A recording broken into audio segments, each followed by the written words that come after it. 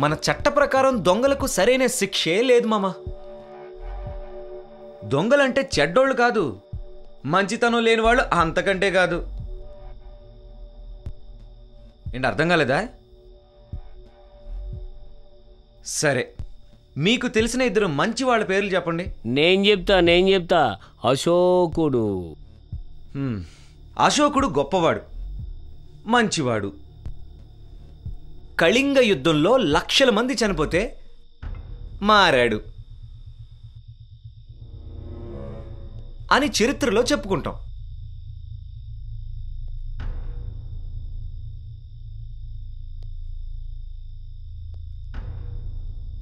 అంతకుముందు ఎవరిని చంపలేదా?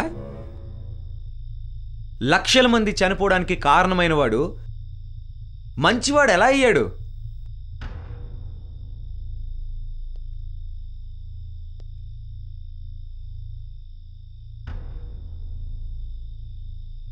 నిజంగా అహింస ద్వారా ప్రజలను ఉత్తేజపరిస్తే స్వాతంత్రం వచ్చిన తర్వాత మత కల్లోలాల్లో లక్షల మంది ఎలా చనిపోయారు? దానికి కారణం ఎవరు? దానికైనా చాలా బాధపడ్డాడ్రా. లక్షల మంది పోతే ఎదవను నేనే బాధపడతా. ఇవన్నీ కాదు మామ. ఇక్కడ మనం దొరికితేనే థీఫ్స్, లేకపోతే సొసైటీలో ఆనరబుల్ చీఫ్స్. డబ్బు కోసం దొంగతనమే చేయాలా? నువ్వు దారిలో వెళ్తూ ఉంటావు, 100 కనిపిస్తే వద్దనుకుంటావు, 1000 కనిపిస్తే ఆలోచిస్తావు, 1,00,000 కనిపిస్తే లక్కీ అని కొట్టేస్తావు. 1,00,000 దొరికిందని ఎవరికైనా ఇస్తావా? మరి విలువ మారే కొద్దీ నీ విధానంలో మార్పు ఉంటుంది. కంపెనీలో జాబ్ చేస్తూ నెలకోసారి జీతం, సంవత్సరానికి ఒకసారి హైక్ కోసం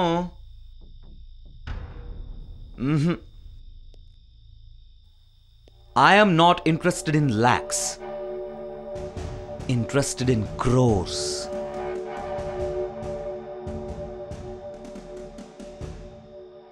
ఒక్కసారి కొట్టేస్తే దీనమ్మ జీవితం మొత్తం సెట్ అయిపోతుంది.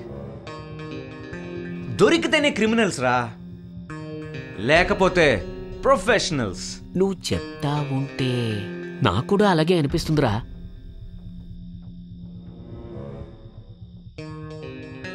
You're right.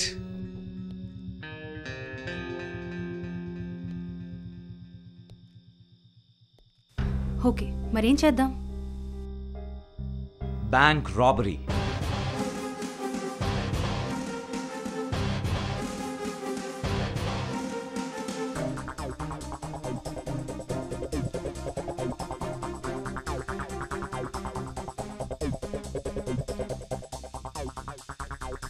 దీనికేమన్నా ప్రాక్టీస్ అవసరమా?